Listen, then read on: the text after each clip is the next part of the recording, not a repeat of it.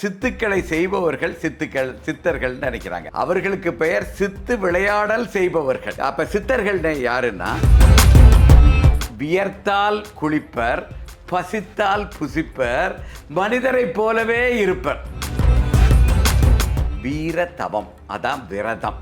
சித்தர்கள் வீரதவம்னா என்ன சொல்றாங்கன்னா, வேற ஒன்றும் இல்லை, கைக்கு அடக்கமான பொருள் இல்லாம ஒரு பூசணிக்காயை வர சொல்லுங்க, பெரிய பொருள் எதை வர சொல்லுங்க, ஒன்னை வர வைக்கவும் கொடுப்பா.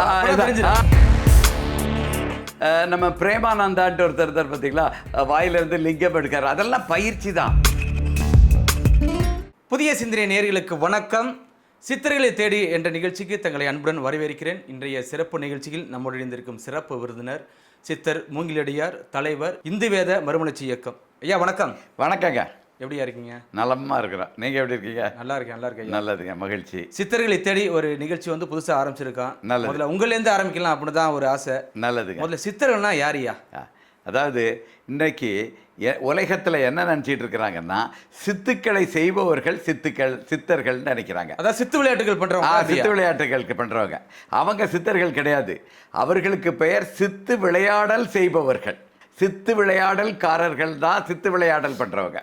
அப்ப சித்தர்கள் யாருன்னா, சித்துக்களை அத்தவர்கள், சித்துக்களை கடந்தவர்கள், அவர்கள் தான் சித்தர்கள்.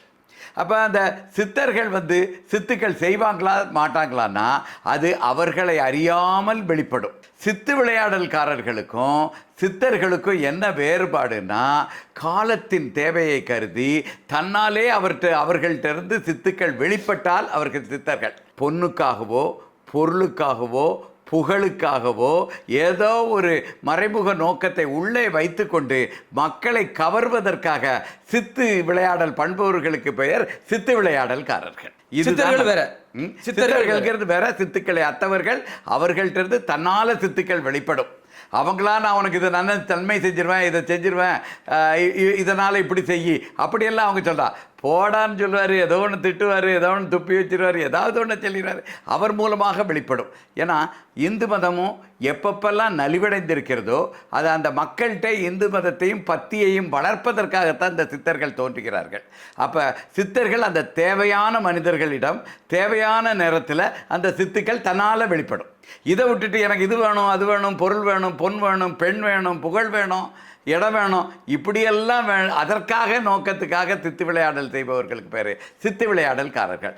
இதை அடிப்படையில் புரிஞ்சுக்கிட்டார்னா மக்கள் இந்த போலி சாமியார்கள் பின்னாடி போய் ஏமாற மாட்டார்கள்.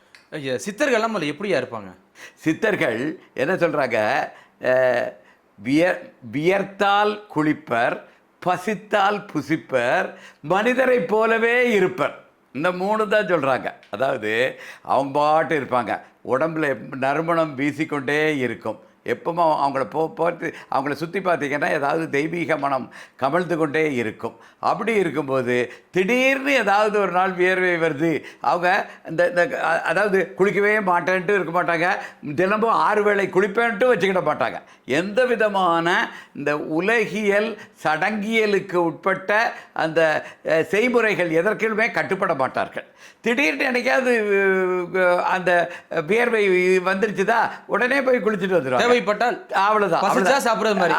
அதான் பசித்தால் புசிப்பர். அவங்களுக்கு அந்த தவம், விரதம்னா நம்ம என்ன நினச்சிட்டு இருக்கோம், காலையிலேருந்து மாலை வரைக்கும் சாப்பிடாமல் இருக்கணும். அதுவும் சில பேர் என்ன செய்வாங்க, சோறு சாப்பிடாமல் இருக்கணும், இட்லி தோசை சாப்பிடலாம், சப்பாத்தி சாப்பிடலாம், டீ காஃபி குடிக்கலாம், பழம் சாப்பிடலாம், இப்படியெல்லாம் வச்சுக்கிட்டு இருக்கிறாங்க. அதெல்லாம் இல்லை. அதாவது வீரதவம், அதான் விரதம். சித்தர்கள் வீரதவம்னா என்ன சொல்கிறாங்கன்னா, ஏதாவது ஒரு குறிக்கோள், மனிதர்களுக்கு நிறைய குறிக்கோள்கள் இருக்கும். அது எந்த குறிக்கோளாக இருக்கலாம், தனி மனிதர் சார்ந்த தனக்கு ஒன்று வேணும்னு இருக்கலாம், தன் குடும்பத்திற்கு வேண்டும் இருக்கலாம், குடும்பத்தை தாண்டி இந்த சமூகத்திற்கு வேண்டியதாக இருக்கலாம். யாருக்கு வேணாலும் சித்தர்கள் தவம் இருப்பார்கள். ஏன்னா சமூக நன்மையை கருதி தவம் இருக்கிற சித்தர்களே நிறைய பேர் இருக்கிறாங்க. மக்களுக்கான சித்தர்கள், மக்களுக்காக சித்தர்கள். அதே மாதிரி மக்கள் தனக்காகவும் இருக்கலாம், குடும்பத்திற்காகவும் இருக்கலாம். தனக்காக குடும்பத்தாக தாண்டி சித்தர்களைப் போலே ஊர் நன்மைக்காக விரதம் இருக்கிற மனிதர்களும் இருக்கிறாங்க. அவங்க தான் வையத்தில் வாழ்வாங்கு வாழ்பவர் வானுரையும் தெய்வத்தில் வைக்கப்படுங்கிற மாதிரி குடும்ப ஆண்டவராகவோ குல தெய்வங்களாகவோ மாறுகிறார்கள். இப்போ நீங்கள் சொல்கிறீங்க ஐயா, இப்போ சித்தர்கள்னா உண்மையில நறுமண வீசுன்றீங்க. பல சாமியார்கள் இன்னைக்கு வந்து அது என்ன சொல்லுவாங்க, சென்று போட்டு நல்லா கமகமான வாசனையோட தானே இருக்காங்க. அவங்களாம் சித்தர் கிடையாது. அப்படி அதாவது இந்த நீங்கள் அந்த தெய்வீக மனம் கமழ்ற அந்த வாசனையை அனுபவித்து பார்த்தீங்கன்னா தெரியும். அதாவது இப்போ மல்லிகைப்பூ இருக்குது, ரோசாப்பூ இருக்குது. ஒருத்தர் இறந்த வீட்டிலையும் இருக்குது, சாமிக்கு அர்ச்சனை கொண்டு போகிறதுக்கும் போகுது. ரெண்டு இடத்துக்கு இருக்கிற வேறுபாடு நீங்கள் பார்த்தீங்கன்னாலே தெரியலையா? இதுவும் அதே ரோசா மலர் தான். அது ஒரு இறந்தவர் வீட்டில் போடும்பொழுது, இறந்த உடலுக்கு போடும்போது அது வேற மாதிரி இருக்குது. அர்ச்சனை கொண்டு போய் கொடுக்கும்போது வேற வாசனை வித்தியாசம் இருக்கும். அதாவது மெய்யான பத்தியோட நம்ம போய் கும்பிடும் பொழுது அந்த மனம் அதே அத்தர் மனம் தான் வீசும். செயற்கை அத்தர் மனம் வீசும்போது அது நம்மளை அடிக்கிற மாதிரி இருக்கும். இது வந்து அந்த மனத்தின் அதாவது மனத்தின் இது வந்து நம்மளுடைய அந்த மனதை ஒருமுகப்படுத்துவதற்கு பயன்படுவதாக இருக்கும். ரெண்டாவது, இந்த இயற்கை செயற்கை இதெல்லாம் பூச்சிக்கிட்டாங்கன்னா காற்று எந்த திசையில் அடிக்குதோ அதே திசையை பார்க்கத்தான் அந்த மனமும் பரவும். ஆனால் சித்தர்கள் இருந்தாங்கன்னா அவர்களை சுற்றியும் மனம் இருக்கும். காற்று இருக்கிறதுக்கு எதிர் திசையில் இருந்தாலும் சரி, பக்கவாட்டில் இருந்தால் கூட அந்த மனம் வீசும். அதை நம்ம புரிஞ்சுக்கலாம். இப்போ எல்லாரும் விரதம் இருக்காங்கல்ல, தனக்கான தேவைகளை தேடி, ஐயோ இன்னைக்கு வந்து அமாவாசை விரதம், இன்னைக்கு வந்து பௌர்ணமி விரதம் சொல்லி நிறைய பேர் இருக்காங்க. அது விரதம் எதுக்கியா இருக்காண்ணா? அதாவது எதுக்கு இருக்காங்கங்கிறத விட எப்படி இருக்காங்கங்கிறத முதல்ல பார்ப்போம். எதற்கு இருக்காங்கங்கிறத நம்ம பல தொடர்களில் நம்ம பார்ப்போம். விரதம்னா நான் ஏற்கனவே சொன்னேன், வீர தவம். அப்போ சித்தர்களே என்ன எழுதி வச்சிருக்கிறாங்கன்னா, பசி தாகம் அடக்குதல் உண்மை சமயம் என்பது உளறலே. பசிதாபம் அடக்கி இருக்கிறதுக்கு இருந்தால் அதுதான் மெய்யான மதம்னு சொல்கிறது ஒரு உளறலான கருத்தாகும் அப்படிங்கிறாங்க. இப்போ தவம் எதுக்காக இருக்கிறோம்? நம்ம ஏற்கனவே ஒரு பகுதியில் பார்த்தோம். அதாவது தனக்காக இருக்கலாம், குடும்பத்தாருக்காக இருக்கலாம், இல்லை சமுதாயத்திற்காக சித்தர்கள் மாதிரி ஞானிகள் மாதிரி சமுதாயத்திற்காக கூட தவம் இருக்கலாம். வீர தவம் விரதம். அப்போ அந்த தவம் எப்படி இருக்கும்?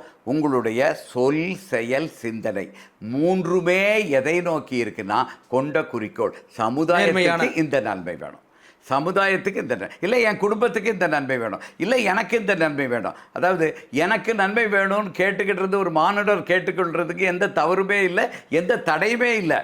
முறையற்ற ஆசைகளை வச்சுட்டு அதை வேணும்னு அடைய நினைக்கிறது தான் தவறே தவிர, சித்தர் நெறி வந்து இந்த உலகத்தில் நீ கஷ்டப்படு, முழுக்க ரொம்ப ரொம்ப கஷ்டப்படு, 60-70 வருஷம் துன்பப்படு, துன்பத்திலே துயரத்திலே மூழ்கியிரு, அனைத்து துன்பங்களையும் அனுபவி, உடலை துன்புறுத்து, அப்புறம் அடுத்த உலகத்தில் போய் மகிழ்ச்சியாக இருப்பாய். அப்படிங்கிறது சித்தர் நெறி கிடையவே கிடையாது. வாழும் முறைகள் சொல்லி இருக்கிறார்கள்.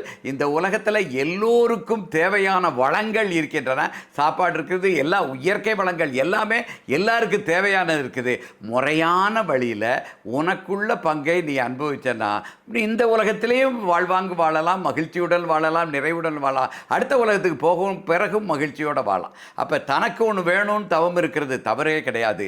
முறையான ஆசைகளாக இருக்கணும். அது என்ன முறையான ஆசை? அடுத்தவர்களுக்கு துன்பம் விளைவிக்காமல் உனக்கு மட்டும் நன்மை எது கேட்டாலும் சரிதான். கண்டிப்பாக. அப்போ இருக்கும்போது அந்த உங்களுடைய சிந்தனை, சொல் செயல் சிந்தனை மனம் வாக்கு காயம் எல்லாமே ஒருமுகைப்பட்டு இருக்கும். எதில் ஒருமுகப்பட்டு இருக்கும்னா என்ன நோக்கத்திற்காக இது நடக்கணும், இது நடக்கணும், இது நடக்கணும். அப்படி இருக்கும் பொழுது உங்களுக்கு பசி தெரியாது, தாகம் தெரியாது, எந்த விதமான உடலில் தேவைகளே கிடையாது தெரியாது. இதை நீங்கள் இயற்கையிலே பார்க்கலாம். இப்போ திடீர்னு நண்பர்கள் 2 பேரும் பேசிக்கிட்டே இருக்கிறாங்கன்னு வச்சுருக்குறேங்க. அவங்க பார்த்து பேசிட்டு திடீர்னு பார்ப்பாங்க, இல்லை அலுவலகத்தில் ஒரு வேலையில் மூழ்கி இருக்கிறாங்க. திடீர் 3 மணி ஆச்சா, பசிச்சதே தெரியலையே, இது வரைக்கும் பசிக்கவே இல்லையே. அந்த 3 மணி ஆச்சான்னு நினச்ச உடனே பசி கடைன்னு வந்துடும். ஒரு 5 நிமிடங்களுக்கு முன்னால் அந்த பசி எங்கே ஏன் இல்லாமல் போச்சு? 5 நிமிடங்கள்லேருந்து எங்கேருந்து அந்த பசி வந்துச்சுது? நோக்கம் ஒன்று, நான் இந்த அலுவலக வேலையை முடிக்க வேண்டும், நான் இந்த குடும்பத்தில் என் சொந்தக்காரர் இப்படி இருக்கிறார், அவருக்கு ஆஸ்பத்திரி இல்லை அந்த மருத்துவமனையில் நான் இதை துணையாக இருக்கிறேன், அவருடைய நன்மை தான் என்னுடைய குறிக்கோளாக இருக்கிறது, இல்லை நண்பர்களுடைய பேசிக்கொண்டிருக்கிறேன். அப்படி இருக்கும் பொழுது உங்களோட சொல் செயல் சிந்தனையெல்லாம் ஒரு செயலில் ஈடுபட்டு இருக்கும் பொழுது பசி தெரியாது, தாகம் தெரியாதுங்கிறது இயற்கை. அதே மாதிரி கொண்ட குறிக்கோளை மட்டுமே நினச்சிக்கிட்டு இருக்கணும். காலையிலேருந்து சாயங்காலம் வர்றது வரைக்கும் இருக்கிறவங்க இருக்கிறாங்க. ஒரு முழு நாள் 24 மணி நேரம் ஏகாதசினா ஏகாதசி ஆரம்பித்ததுலேருந்து முடிகிற வரைக்கும் இருக்கிறாங்க. முழு நாள் இருக்கிறாங்க. காலையில் 6 மணிலேருந்து அடுத்த நாள் காலையில் வரைக்கும் இருக்காங்க. பசி தெரியாமல் இருக்கும். அப்படி தெரியாமல் இருந்து தெரிஞ்சிருச்சுதா, பசி தெரிஞ்சது தாகம் தெரிஞ்சிருச்சுதுன்னா உடனே அந்த தண்ணியை கலைக்கலை. விரதமே பசி இருக்கிறது விரதம் இல்லை, அந்த சிந்தனையில் இருக்கிறது தான் விரதம். அப்போ அந்த சிந்தனை கலைந்து உங்களுக்கு பசி வந்துருச்சுது, நல்லா சாப்பிட்டுக்கிடுங்க, நல்லா தண்ணி குடிச்சிருக்கேன், திருப்பி அதே சிந்தனைக்கு வாங்க, தொடர்ந்து கொள்ளுங்க.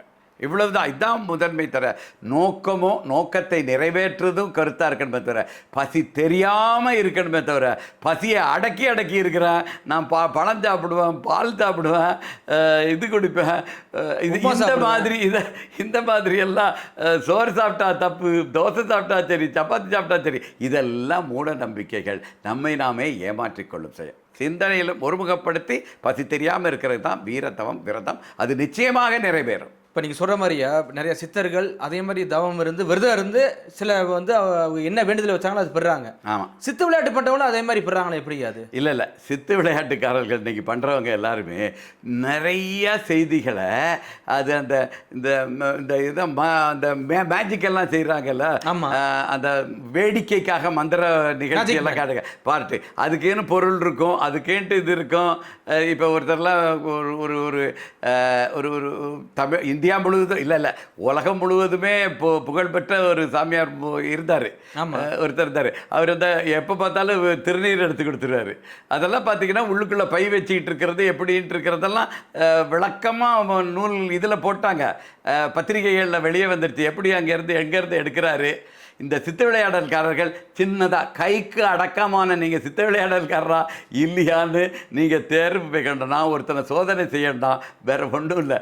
கைக்கு அடக்கமான பொருள் இல்லாமல் ஒரு பூசணிக்காயை வர சொல்லுங்க, பெரிய பொருள் எதை வர சொல்லுங்க, ஒன்றை வர வைக்கவே இந்த ஒரு கைக்குள்ள இப்படி கையை மூடி வச்சா அதுக்குள்ள மறைகிற பொருள் இல்லாம, உதாரணத்துக்கு எலுமிச்சம்பழம் சில இது கைக்குள்ள அடக்கிறோம். நீ ஆரஞ்சு பழம், அன்னாசி பழம், பப்பாளி பழம், பூசணிக்காய், இப்படியெல்லாம் பெரிய பெரிய பொருட்களை வர சொல்லி பாருங்க, அவங்க கொண்டு வர மாட்டாருங்க. மல்லிகைப்பூ கொண்டு வருவார், தாமரைப்பூவெல்லாம் கொண்டு வர மாட்டாங்க. ஏன்னா இதெல்லாம் இந்த அந்த வேடிக்கைக்காகவும் கேளிக்கைக்காக செய்கிற அந்த மந்திரவாதிகள் சில அதுக்குன்னு வழிமுறைகள் வச்சுருக்காங்க, அதுக்குன்னு கருவிகளும் சாதனங்களும் வச்சுருக்காங்க. அதை வச்சு பண்ணுறது தான் நிறையா. இது இப்படி தொட்ட உடனே இதில் ஒரு ரசாயன பொருள் இருக்கும், அதில் ஒரு வேதியியல் பொருள் இருக்கும், ரெண்டு தொட்ட உடனே அது குங்குமம் மாறும், இதை மாறும், அதை மாறும். நம்ம பிரேமானந்தான்ட்டு ஒருத்தர் இருந்தார் பார்த்தீங்களா, வாயிலிருந்து லிங்கம் எடுக்கார். அதெல்லாம் பயிற்சி தான். நீங்கள் அந்த அதுக்குன்னு இருக்கிறாங்க, இந்த பாம்பாட்டிகள்லாம் இருக்கிறாங்க இல்லையா, அவங்கெல்லாம் பார்த்தீங்கன்னா கூழாங்கற்கள், பெரிய கூழாங்கற்கள்ங்க, ஒரு எலுமிச்சம்பழம், பெரிய எலுமிச்சம்பழம் அளவில் இருக்கிற இதை கூட உழுங்கிட்டு அப்படியே வெளியே எடுத்து காட்டுவாங்க. அது ஒரு பயிற்சி தான். அது ஒரு பயிற்சி. அது எல்லாராலையும் முடியாது. சித்து விளையாடல் இல்லை, அது ஒரு சாதாரணமான பயிற்சி தான். ஒழுங்கிட்டு திருப்பி எடுக்கிறதுங்கிறது சின்ன கல்ல இருந்து பெரிய கல் வரைக்கும் எடுத்து காமிப்பார்கள். இது ஒரு முழுக்க இருந்தது பயிற்சி. இந்த கேளிக்கைக்காக மந்திரவாதி மாதிரி பண்ணுறவங்களும் அது பாதி பயிற்சி. எல்லா இதுவுமே வெறும் சாதனங்களை மட்டுமே முடிச்சார். சில இதெல்லாம் அந்த பெட்டிகளை இப்படி முடங்கி அப்படி முடங்கி ரொம்ப இதுக்குள்ளே வைக்கணும், எல்லாராலையும் அந்த இடத்துக்குள்ளே உட்காந்துட முடியாது. ஸோ பயிற்சியும் இருக்கிறது, அதை செய்கிறதுல அந்த பொருளை பிறருக்கு காட்டாமல் மறைக்கிறதுக்குள்ள இருக்கிற திறமையும் இருக்குது, பயிற்சியும் இருக்குது, அதுக்குண்டான சாதனங்கள் இருக்குது. இதை வச்சு தான் பண்ணுறாங்களே தவிர நீங்கள் பெரிய பொருள் கைக்கு அடங்காத எந்த பொருளையும் கொண்டு வர சொல்லுங்கள், அப்புறம் பார்ப்போம். கண்டிப்பாக ஐயா, தொடர்ச்சியாக சந்திப்போம் ஐயா. மிக்க நன்றியா. நன்றிங்க, நன்றி, வணக்கம்.